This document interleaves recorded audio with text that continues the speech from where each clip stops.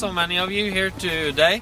This is, as you know, this is the first day of snow in Norway this autumn, and my kids, they were going out and they wanted to ski, and one of them said it's a little bit cold.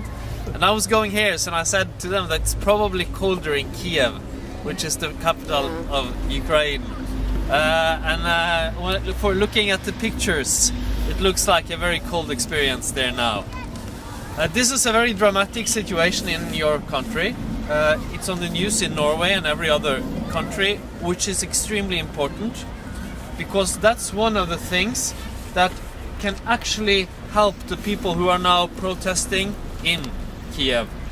First of all, let me express on behalf of myself and my political party SV, and also the Norwegian Storting, our support for basic human rights for everyone now protesting in Kiev.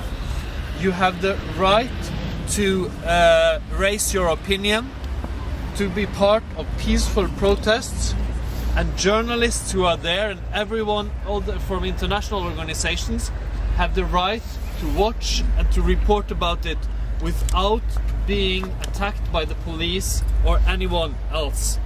We have to stand by this basic human rights of everyone in Ukraine right now.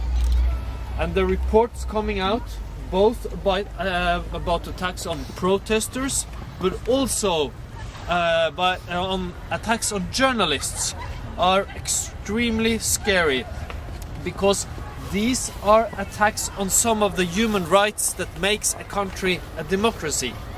Without the voice to also raise your voice in a difficult situation, to report about it to the rest of the world, it's impossible to say that basic human rights are fulfilled. So we have to stand up for that and tell the authorities of the Ukraine that we will support those rights, that we will go into what has happened, report about it, and that we demand that all violence is stopped, and that those who are responsible for violence and breaches to human rights must be convicted afterwards in a court, in a Ukrainian court.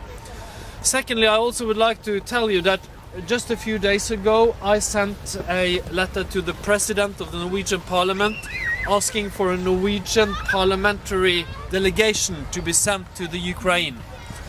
And it will probably not happen just immediately, but it's still important, because now there's a lot of media attention worldwide on what's happening in your country.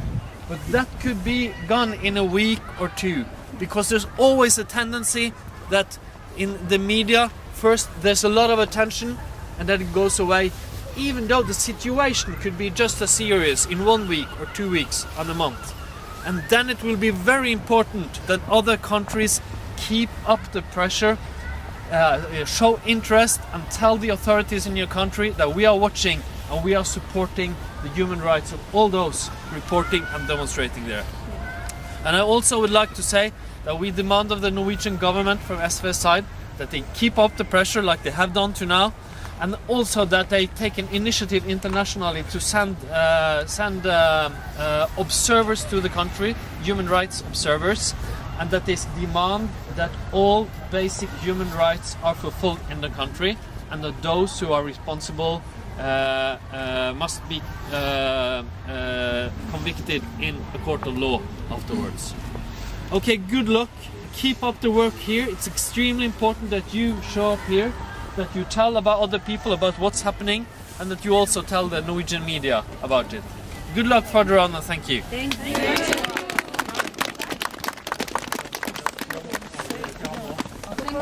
you.